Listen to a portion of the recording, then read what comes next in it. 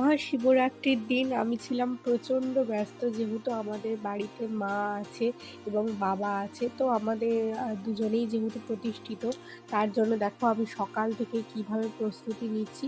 তো মায়ের কাপড়টাও আমি পাল্টে দিয়েছি আজকে। তো কত সুন্দরভাবে মন্দিরটা সাজিয়েছি দেখো। তো এখন আমাদের মন্দির সাজানো চলছে। তারপরে দেখো সবকিছু রেডি করে নিয়েছি ভগবানকে অভিষেক করানোর জন্য। যা যা আমার লাগবে, আমি আসলে সেরকম কিছুই জানি না। যা কিছু ভুল ত্রুটি হবে তোমরা সব কিছুই ক্ষমা করে দেবে। আমি যা দেখেছি সব মাকে দেখে, বৌদিদেরকে দেখে দেখেই শিখেছি।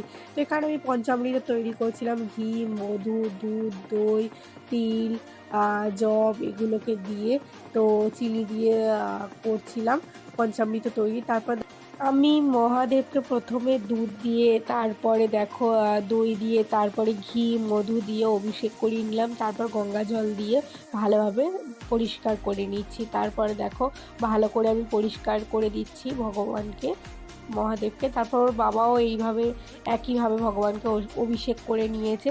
তো আমি এখন মহাদেবকে শৃঙ্গার করে নিচ্ছি, সব কিছু দিয়ে দিয়েছি।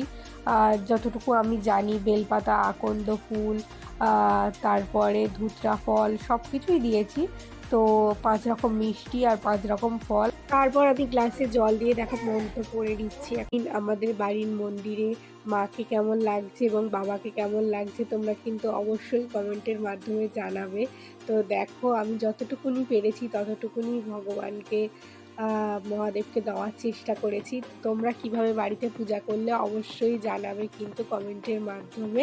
তো আমার এই ভিডিওগুলো তোমাদের দেখতে কেমন লাগছে, আমাদের মন্দিরের মাকে কেমন লাগছে অবশ্যই কিন্তু তোমরা কমেন্টের মাধ্যমে জানাবে। তো তোমরা সবাই ভালো থাকো, সুস্থ থাকো, টাটা। আবার